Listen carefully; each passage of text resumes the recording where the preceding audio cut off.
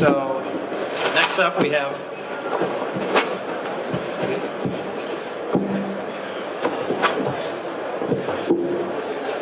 just trying to avoid the feedback.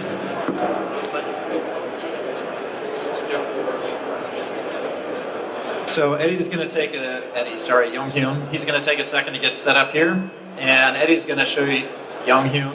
Sorry, his office name again. I will say Yong Hyun for this presentation. Yong Hyun, he's the one that's going to be showing you guys all the stuff, what it's like to be an artist at Blizzard Entertainment. He's also got a ton of really cool personal work images he's going to show you. He's spent a good amount of time putting together a nice demo for you guys. And then at the end, he'll show you how he uses the layering system within ZBrush to get the quick iteration and feedback. And Eddie, just open up whenever you're ready, and I'll just keep talking until you're good to go. And the other thing that's pretty cool is in a production environment, your client is usually the art director. So art directors, they have a different vision sometimes than what you have as an artist, so you have to be able to get their vision. And the stuff that Eddie's going to show you is how you can quickly get their vision while also showing what you want to do yourself and be able to get to the ultimate end result goal when you're doing these. Okay, let's give a round of applause for Yong Hyun. Yeah. Hi everybody. My name is Yong Hyun Kim, and nickname is Eddie. I have been working at Blizzard for 7 years. I started as a modeler, and I'm currently working for surfacing artist. I am originally from South Korea, where my major in college was architectural engineering. After graduation, it was difficult to get a job. So the alternative to stay at home all day with my mom was go to the internet cafe across the street. And actually my poor mom paid $20 a day to go to the internet cafe to get out of her hair. There I could play video games all day and much of the night with my hometown friends who didn't have jobs either. And Diablo 2 was our game of choice, and we were really good at it, very good at it. And believe it or not, before this, I wasn't really into video games. But it gradually grew on me that this game was amazingly creative and fresh in a way that I never experienced before. So the seed was planted, even though I ended up getting a job as an architectural engineer in Seoul. But my heart wasn't in it, and I quit. And I flew to the US to study 3D animation at the Academy of Art University in San Francisco. And after graduation, I applied for a job at Blizzard. And here I am. And all the money my mother invested in sending me to the internet cafe has paid off. And at school, my main focus was character modeling. And I loved sculpting in a digital way, but also in a traditional way. Let me show you some of my favorite pieces from my time at school and my career so far.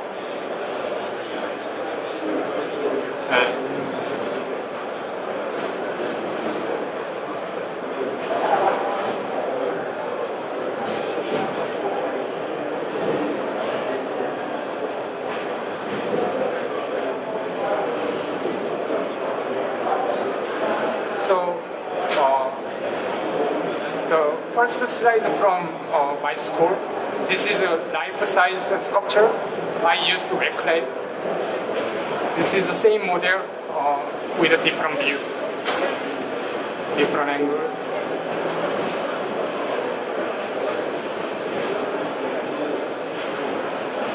Yeah, I worked on this for 8 hours a week for 16 weeks. And this is a different life-size sculpture I did at school. like this.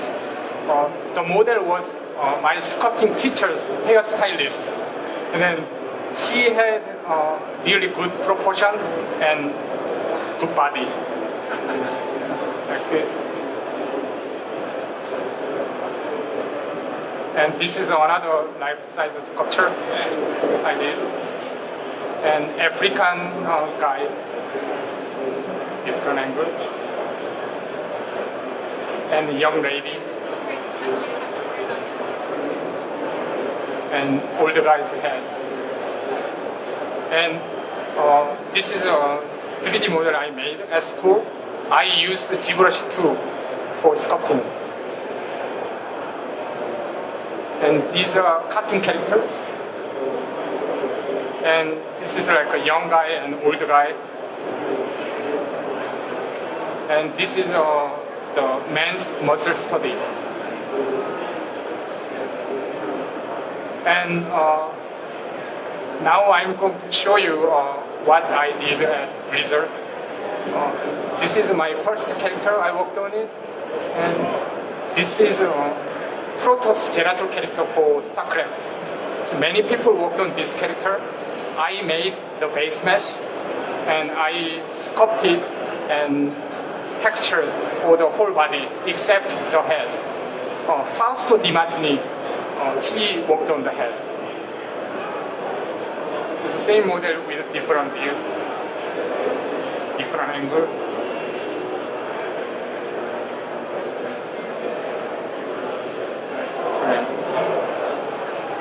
And this is a textured version.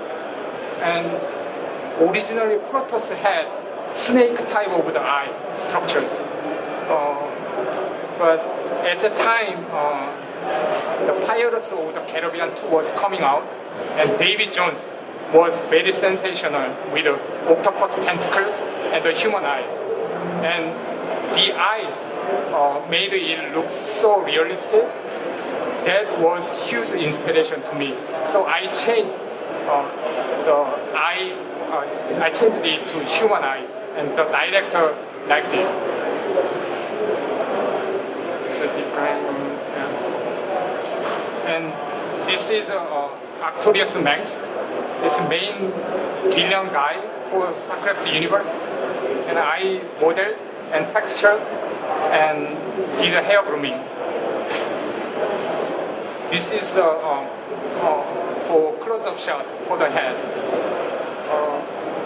We want to make an evil guy to give him a strong personality. I made big head and small eyes, big ears, and a very strong jaw, and punched in nose.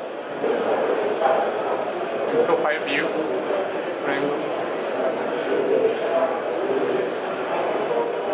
And this is one of the environment pieces I worked on for StarCraft. And I textured the cathedral for Diablo 3 trailers. And this is the Elite Demon for Diablo 3 trailers. This is one of the environment characters. And with the armor sculpted by Vitaly Bulgarov. And this is with the texture. Texture was done by Benjamin Huang. And this is a Hydralisk. I textured this. And the first presenter, Kenson Wu, he beautifully modeled and sculpted it. And the Bailey, yeah, I modeled and textured it. And Niger Swarm, I textured. And Alvaro Buendia, he sculpted it. And this is the part I modeled and textured. And this is Ultralisk. I textured this. The final presenter, Alvaro Buendia, he did an awesome job at doing modeling and sculpting it. Different angle. And I textured radar armor. The Fausto Di Martini, he modeled this marine suit. And this is the last one. I textured siege tank. The modeling was done by Vitaly Bulgarov. our awesome art director, Jonathan Bruby, he provided an extremely detailed paint over, including all the decals, letters, oil drop, and scratches. From here.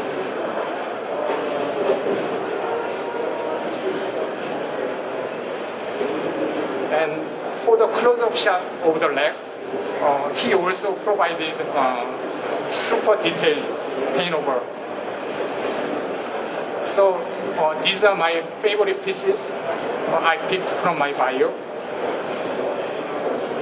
Now I'm going to show you how we create part of some creatures by using ZBrush. And let's start from Leviathan. And this is a final render. This is what it looks like in final renders.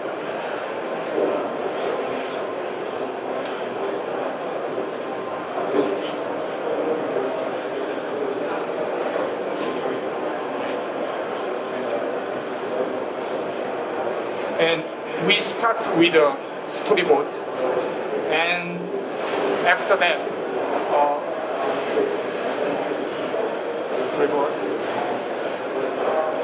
After that, previous artists make the low poly mesh and make previous.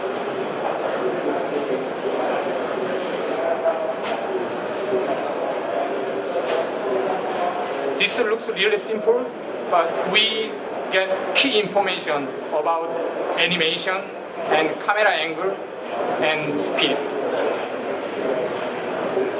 And the color script is painted by concept artist or art director.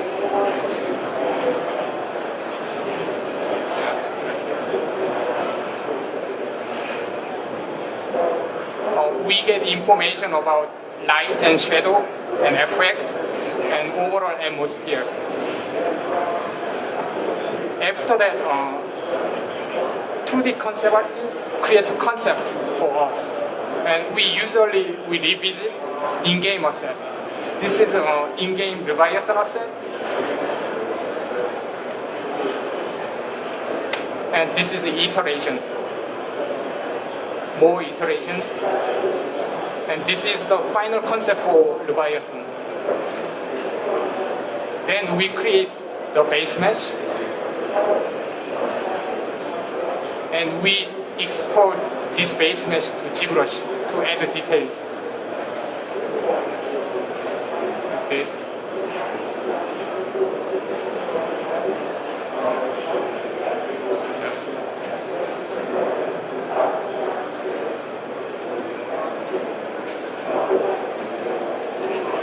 Yeah, and this is render with the final displacement.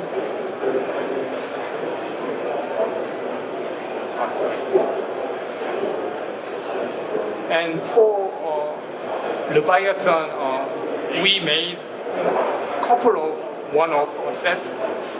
And this is a small portion of all Leviathan's outer surface. This is art director's concept.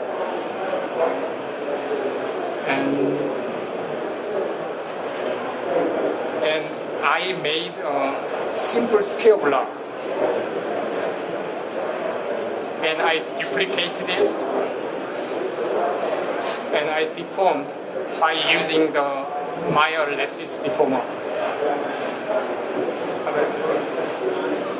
And to export ZBrush, I cut one section and export this to ZBrush, and I sculpted it like this. It's different angle. And we extracted a 32-bit displacement map in ZBrush. And this is the final render with the displacement map.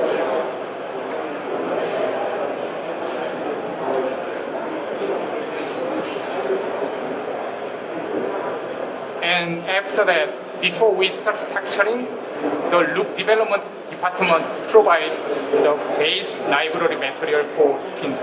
This is 5 different skin materials. And this is final textures. And after this, at the end, the map painters add many details, and lighters and art director, they did color correction for this shot.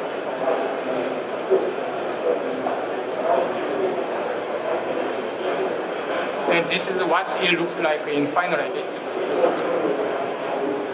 And let me show you veiling. The veiling, it looks like in the shot like this. It's very quick.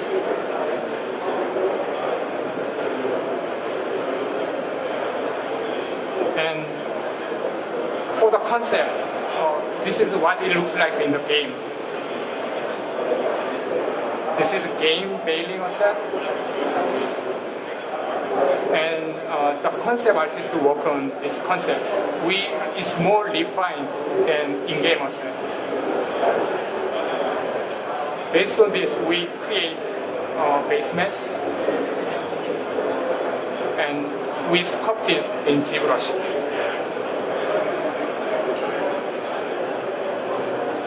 When I work on this, I started from G-sphere, and after sculpting, I retopos in ZBrush.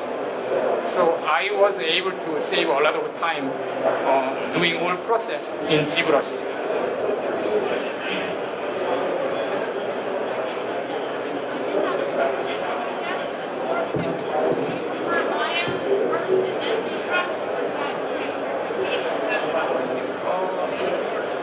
Yeah, I use both actually, but the building base mesh in ZBrush is pretty quick. And after that, I provided this render to art director. And this is the paint over for texture reference. And this is the final textured version. And let me show you job part.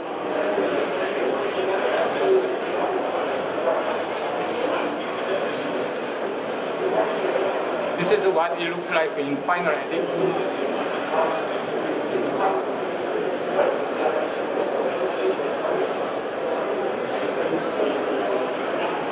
And this is 3D concept and base mesh. And we put baby hydraulics inside 2 big sacks. Yeah, this guy, we put this guy inside graphite. And this is a ZBrush sculpting screenshot.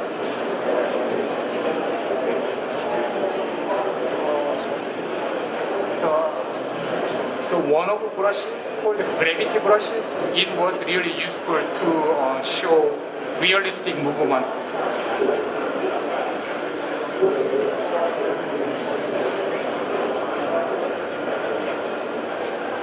And this is 3D paint over for texture work. And this is final textured version. The different lighting. So now I'm going to show you on actual live demo how to use ZBrush to produce layers. The layering in ZBrush is very basic function, but it's really useful and powerful for iterations, for artistic feedbacks. The biggest challenge at work, personally, the biggest challenge and headache at work is getting approval from art directors. They are different people. They have very specific artistic taste. So when I work alone, I often hesitate even one brush stroke because the art director may not like it. So I use the layers a lot, so I can easily reverse back the changes, and I easily slide the volumes, forms, and details. So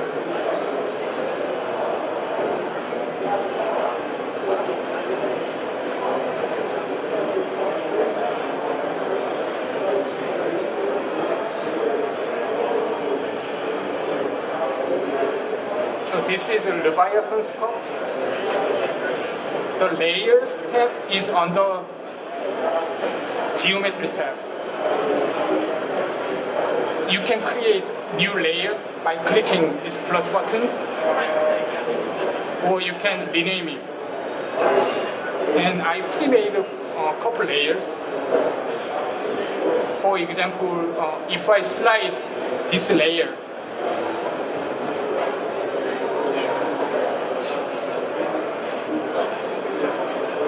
like we changed the bottom outline.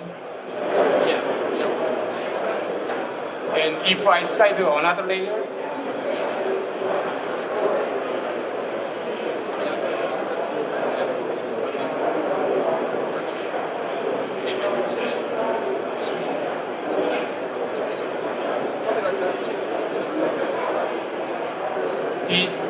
the lower part become more wide.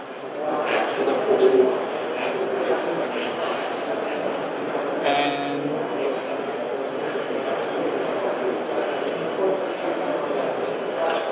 this layer is to control the head size. Also in the belly, there are many narrow lines, and to make it wider, I made separate layers.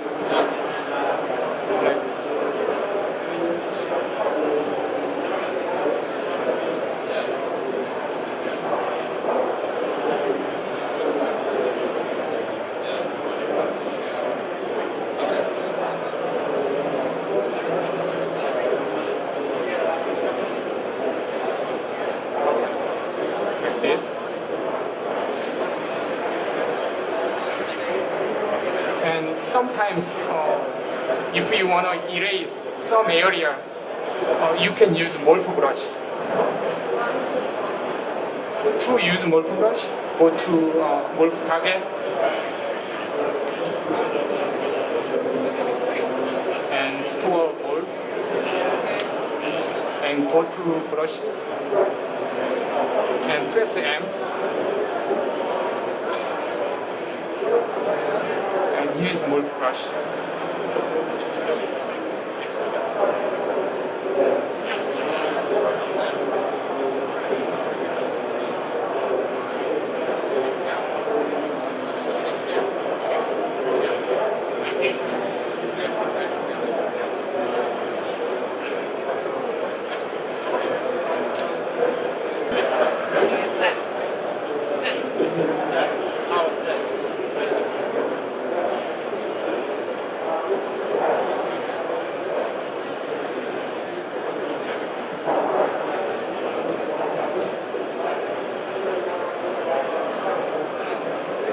So this morph brush erases the area you don't want.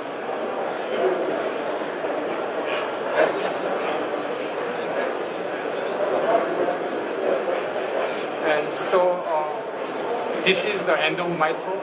I hope my presentation was useful for you guys. Thank you.